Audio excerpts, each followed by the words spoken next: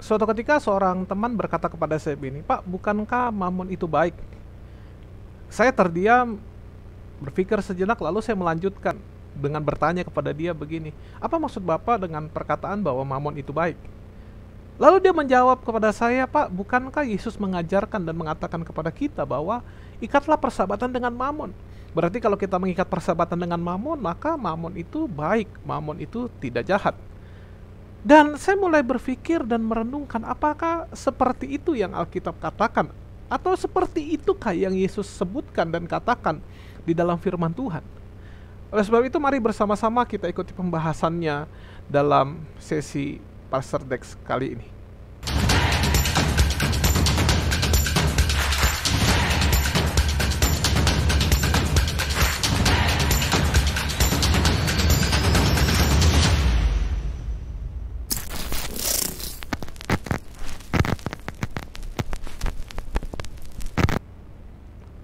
Salam Bapak Ibu Saudara semua, senang dapat kembali menjumpai Saudara dalam program Pastor Deck episode kali ini.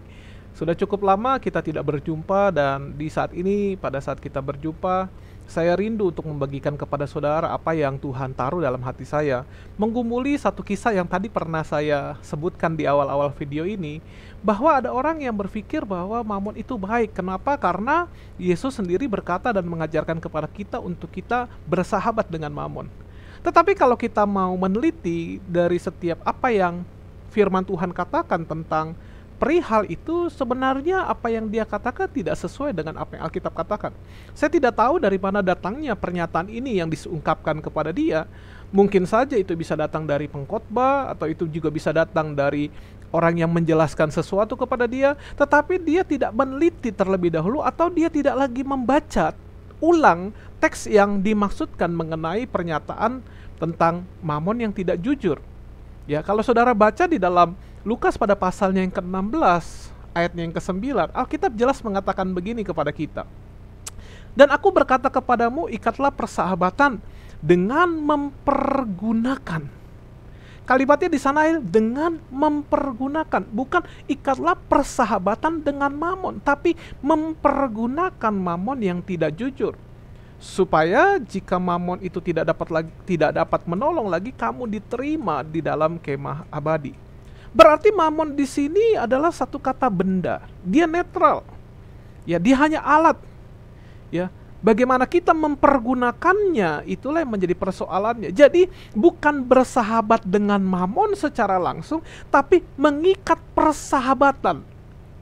Mengikat persahabatan dengan orang atau dengan pihak lain dengan mempergunakan Mammon. Bahkan Yesus mengatakan dengan Mammon yang tidak jujur. Nah, apa sih maksudnya kalau kita mau membaca dari Lukas pada pasal yang ke-16 ayatnya yang pertama sampai dengan ke-9, maka saudara akan menemukan di sana ada satu kisah di mana ada seorang tuan yang memiliki kekayaan tentu saja dan mempunyai bendahara, dan bendahara ini tidak bisa mempertanggungjawabkan keuangan dari tuannya ini, dan pada akhirnya tuannya ini akan segera memecat karena mungkin akan ada penyelewengan dana yang dilakukan bendahara ini. Nah, pada saat dia akan dipecat, dia mulai berpikir, bagaimana nanti aku hidup?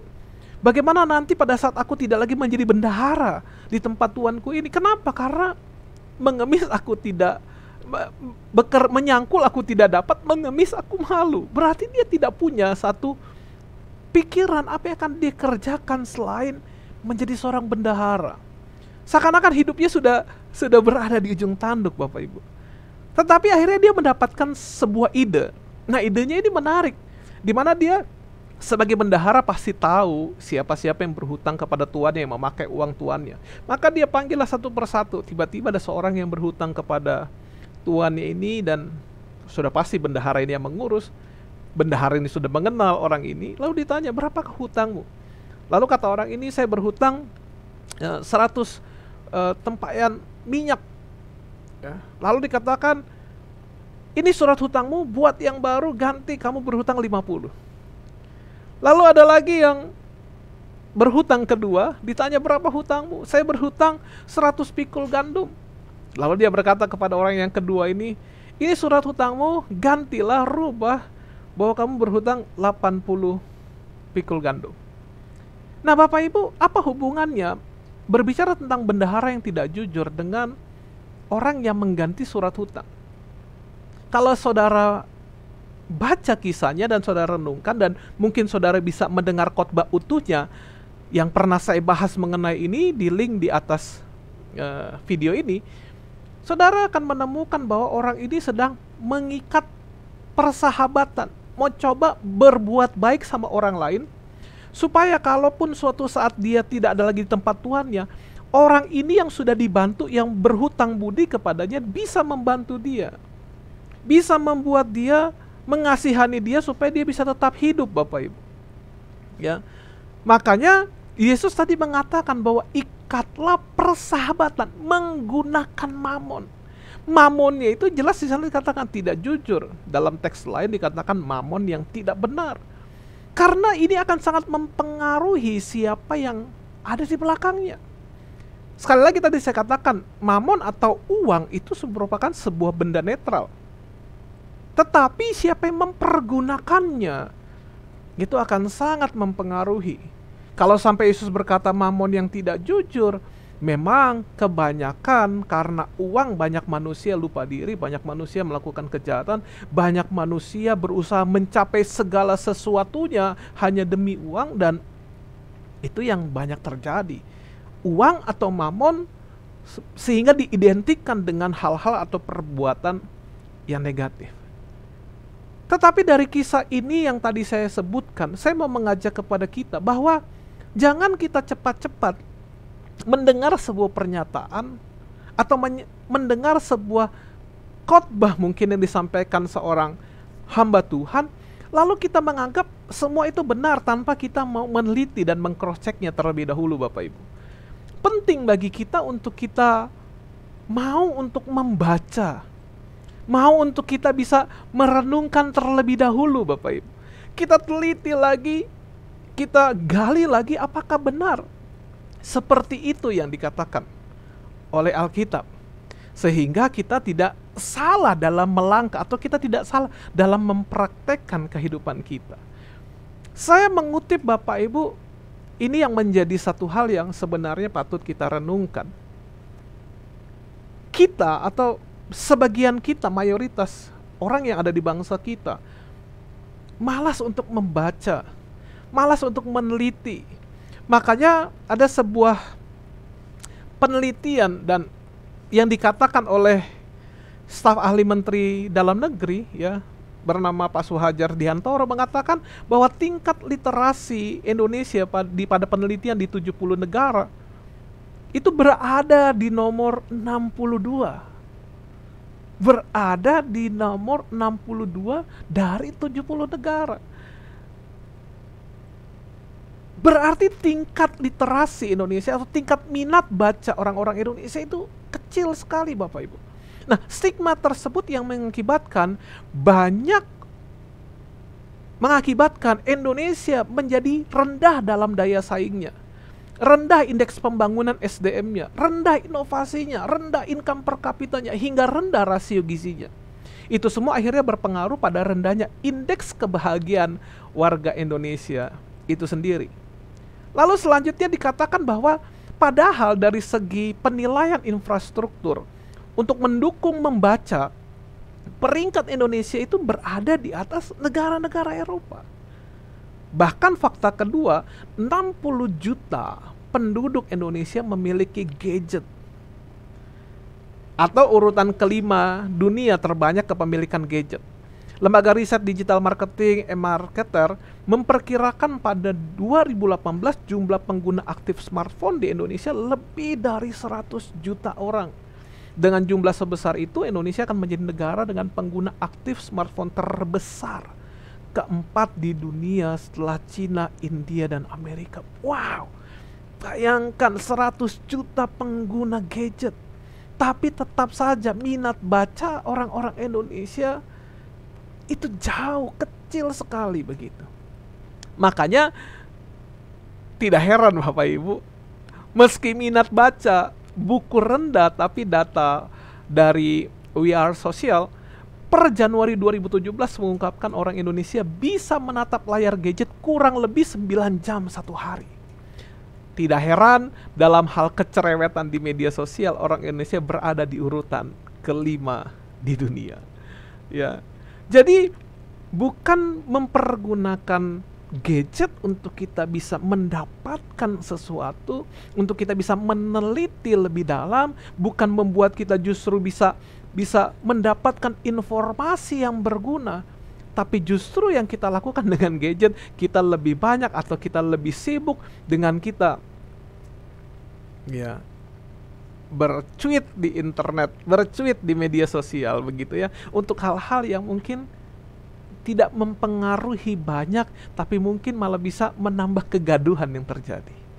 Makanya mari kita sama-sama menjadi orang yang pada saat kita mendengar sesuatu, kita mendengar mungkin khotbah dari hamba Tuhan disampaikan oleh seorang hamba Tuhan, jangan kita telan mentah-mentah tanpa kita harus membaca lagi, meneliti ulang dan merenungkannya. Bukankah Tuhan mengatakan kepada Yosua, renungkanlah firman Tuhan ini siang dan malam. Jadi bukan hanya sekedar didengar, bukan hanya sekedar dibaca, tapi direnungkan lagi. Benar enggak? Apa yang harus saya lakukan? Sehingga dalam prakteknya kita tidak salah, Bapak Ibu.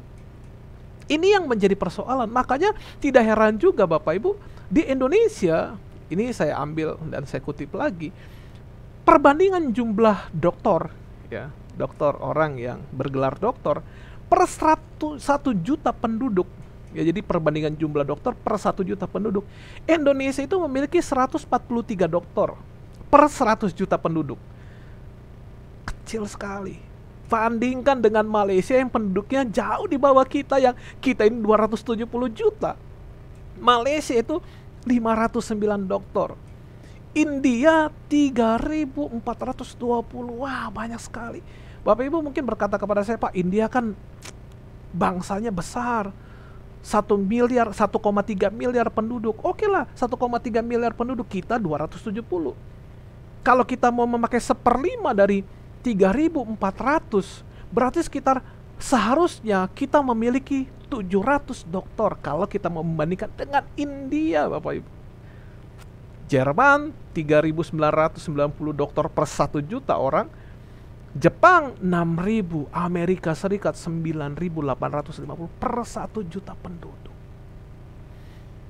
Ini memberikan warning kepada kita sebenarnya bahwa tingkat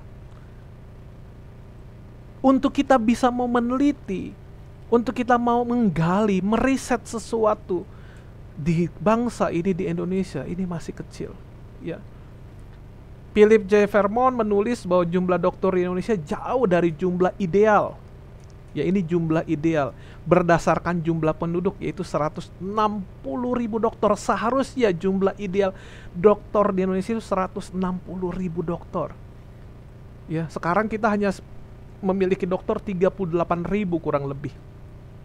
Dokter ya, bukan dokter, dokter.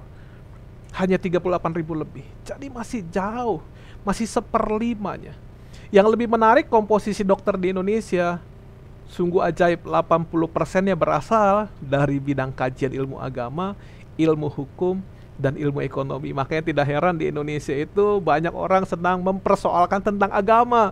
Seringkali berantem, bertengkar tentang agama, dan tidak heran perdebatan tentang hukum ini, tentang hukum itu. Kenapa? Karena banyak dokter kita, 80%-nya orang-orang yang bergelar dokter di bangsa kita, ya semua dalam bidang apa? Agama, hukum, dan ilmu ekonomi. Dan sangat sedikit lagi dokter-dokter di bangsa kita dalam ilmu riset, dalam pengembangan ilmu sains, pengembangan ilmu teknologi yang ada. Sehingga Indonesia jarang sekali menghasilkan penemuan-penemuan yang luar biasa. Oleh sebab itu, sebagai umat-umat Tuhan, melalui Pastor Dex kali ini saya mau mengajak kepada setiap kita, khususnya generasi-generasi muda, mari kita tingkatkan kapasitas diri kita. Pada saat kita mendengarkan sesuatu informasi, jangan kita telan mentah-mentah. Jangan pada saat kita sudah mendengar satu informasi, terus kita yakin itu kebenaran, lalu kita mulai sebarkan, dan akhirnya bukan membuat keadaan lebih baik, tapi justru membuat keadaan jauh lebih gaduh.